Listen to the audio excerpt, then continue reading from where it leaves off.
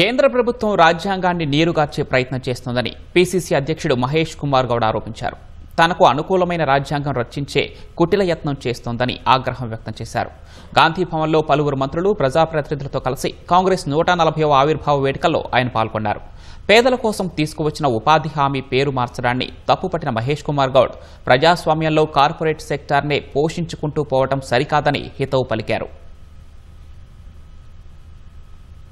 కాంగ్రెస్ పార్టీకి ఉన్నటువంటి ఘనమైన చరిత్ర ఈ ప్రపంచంలో ఏ రాజకీయ పార్టీకి లేదు, రాదు కూడా.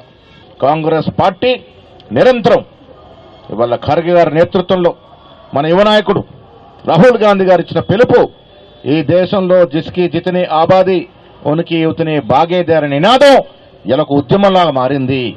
ఆ ఉద్యమంలో భాగంగానే రాష్ట్ర ముఖ్యమంత్రి రేవంత్ రెడ్డి గారు 100 ఏళ్ల తర్వాత కుల సర్వే చేసి ఈ రాష్ట్రంలో 56.36% బీసీలు ఉన్నారంటే ఒక అఫీషియల్ డాక్యుమెంట్ ఇచ్చినారు.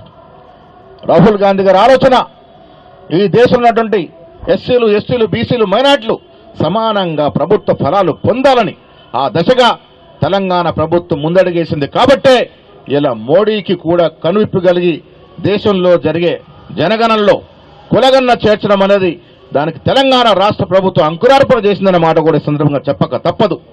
ముఖ్యమంత్రి గారికి ధన్యవాదములు. కుల సర్వే చేయడమే కాకుండా 2 చట్టాలు తీసుకొచ్చి 42% బీసీలకు రిజర్వేషన్ ఇవ్వచ్చే ప్రయత్నం చేయడం, ఆ తర్వాత ఆర్డినెన్స్ తీసుకొచ్చి ఎన్నికలకు పోవాలని ప్రయత్నం చేయడం, దానికి తూర్పుపరిచినటువంటి బీజేపీ ప్రభుత్వం ప్రజలకు మూల్యం చెల్లించుకోక తప్పదు. బీసీల పట్ల వ్యతిరేక ధోరణి వహిస్తున్నటువంటి బీజేపీ ప్రభుత్వం భవిష్యత్తులో తీవ్రంగా నష్టపోవాల్సి వస్తుందనే మాట కూడా ఈ సందర్భంగా మనవి చేస్తా ఉన్నాను.